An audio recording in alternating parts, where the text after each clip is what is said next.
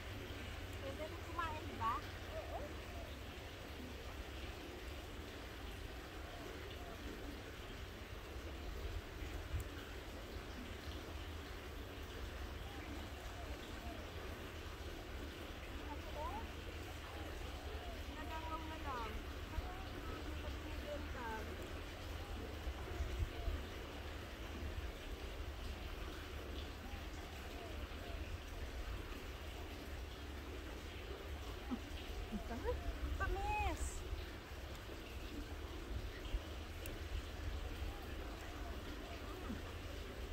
Oh, laki.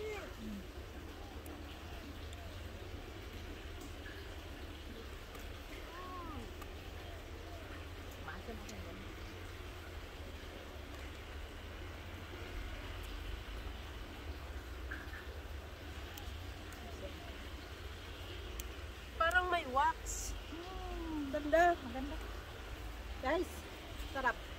Ang sarap. Pinas-punasan ko lang. Pero Oh, ang tamis. Magandang strawberry dito sa ano, Phoenix strawberry. Kasi ano to, tatlong marami pang bunga. tatlong paniman ng strawberry pero maganda dito. Ayan. Ayan, may tubig dyan. Ay, ang lapit. Ang sarap. Punta tayo sa dulo. Ay, ang dami. Ayun. Mga hinog na. Ay, wala na dito. Meron pa ba? Oo. Na ano na. Marami. Dito sa ano, yun sa wow. Yun, ay doon pa strawberry pa. Punta tayo doon, te. Ah, doon naman tayo. Tara, tara. Punta tayo sa kabilang side. Diba? Grabe ka pula. Mapula pa. Mapula pa ang ano, strawberry. Dalawang suko ko. Nakadalawa din akong strawberry. Ay, may. Ay, ito. Ayun. Sige. Tingnan ang malaki. Ayun. Medyo ano na to. Medyo ano. Pero mayroon pa naman. Doon nga tayo. Nakapost yung ano mo, te. Ay, overripe na. Overripe na, no?